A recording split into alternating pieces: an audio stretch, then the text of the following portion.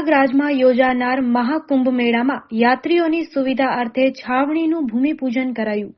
દર 12 વર્ષે યોજાતો મહાકુંભ એ ભારતીય સંસ્કૃતિનો અનેરો ઉત્સવ હોય છે।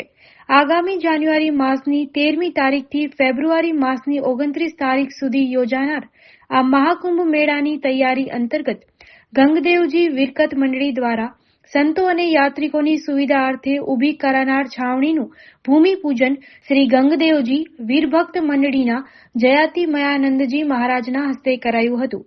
ઉત્તર પ્રદેશ સરકાર દ્વારા પ્રયાગરાજ મધ્યે યોજાનાર મહાકુંભ મેળાના આયોજન અંતર્ગત વિવિધ અખાડાઓ અને સેવા મંડળોને તેમના કેમ્પો શરૂ કરવા લેન્ડ એલોટમેન્ટની પ્રક્રિયા શરૂ કરવામાં આવી છે। જયાતિ મયાનંદજી મહારાજની સાથે કૈલાસ પીઠાધીશ્વર જુસી આશ્રમના મહંત શ્રી કૃષ્ણાનંદજી મહારાજ, વાસુદેવાનંદજી મહારાજ, સ્વામી હરિઓમ આનંદ સાથે પંજાબથી પૂજ્ય નારાયણપુરીજી મહારાજ તથા વિરકત મંડળીના સંતો જોડાયા હતા। કચ્છથી આવનારા પૂજ્ય સ્વામીજીના ભક્તોને રહેવા માટે પણ વ્યવસ્થા કરવામાં આવનાર છે। ઉચ્ચ અધિકારીઓમાં મેળાના અધિકારીઓ વિવેક ચતુર્વેદી, રવિકરણ ખાસ ઉપસ્થિત રહ્યા હતા, જેમનો સક્રિય સહયોગ સતત મળતો રહ્યો છે।